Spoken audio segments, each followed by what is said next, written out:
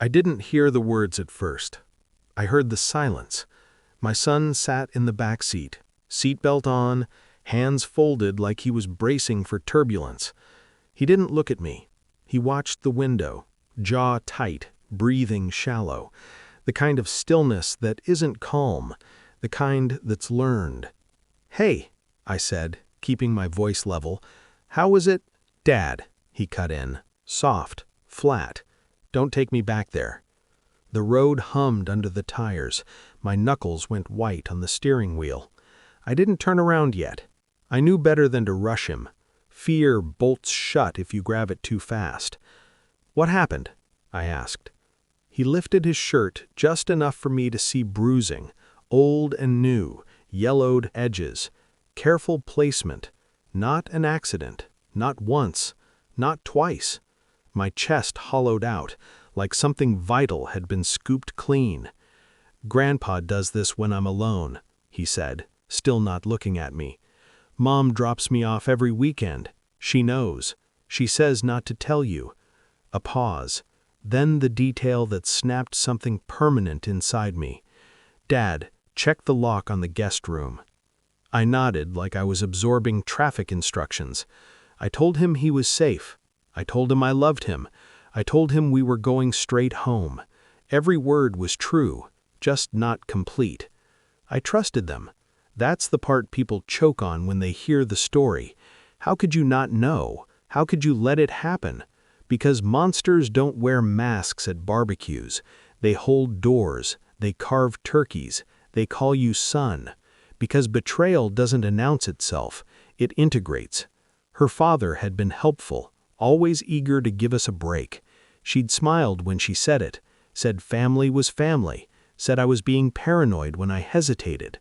I replayed every weekend drop-off like security footage, the way my son clung an extra second, the way he got quieter, the way the guest room door was always closed. I missed it. That's my scar. But scars are proof of survival, and survival sharpens. That night, after my son slept, finally, heavily, like his body had run a marathon, I didn't rage. I didn't drink.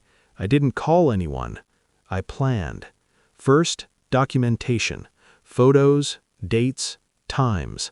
A pediatrician who knew how to write notes that held weight in court. A child therapist who understood how to ask without leading. Second, separation. I moved money quietly, changed passwords, froze accounts she didn't know existed. I didn't confront her. Confrontation tips off prey. Third, protection. Emergency custody paperwork drafted, unsigned. A bag packed, a lock changed, cameras installed. Not where you'd expect, but where truth likes to slip. Fourth, evidence. The guest room lock wasn't broken, it was modified. Inside, behind the baseboard, a hidden latch. Tools don't lie. I documented everything. I let them think time was passing normally. Time was setting a trap.